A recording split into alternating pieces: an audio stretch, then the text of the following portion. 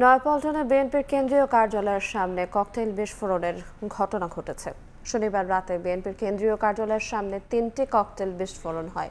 এই ঘটনার পর কেন্দ্রীয় কার্যালয়ে আসেন বিএনপির জ্যেষ্ঠ যুগ্ম মহাসচিব রুহুল কবির রিজভী। সেখানে সাংবাদিকদের ব্রিফিংয়ে তিনি বলেন, পরিকল্পিতভাবেই হামলা করা হয়েছে। বোমা মেরে বিএনপিকে ভয় দেখানো যাবে না। হামলার পেছনে যারা জড়িত তাদের দ্রুত খুঁজে বের করার দাবিও জানান তিনি।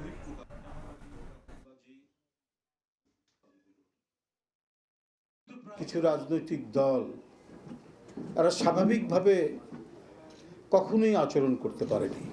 কোনো শক্তি, রাজনৈতিক শক্তি তারা উদ্দেশ্য সাধনের জন্য পরিকল্পিত সন্ত্রাসের মাধ্যমে তারা তাদের অভিষ্ট লক্ষ্যে পৌঁছাতে চায়। আমরা বুঝতে পারি, আন্দাজ করতে পারি কারা এগুলো করছেন, কিন্তু প্রকাশ্যে দেখছি না বলে কারো নাম দেখিনি বলে কারো নাম নিচ্ছি না। চোরের মতো, কাপুরুষের মতো গলির মধ্যে থেকে দুইটা ফুটিয়ে চলে যাবেন, তাতে বিএনপির নেতাকর্মীরা ভয় পেয়ে যাবে। এটা তো বোকার স্বর্গে বাস করছে।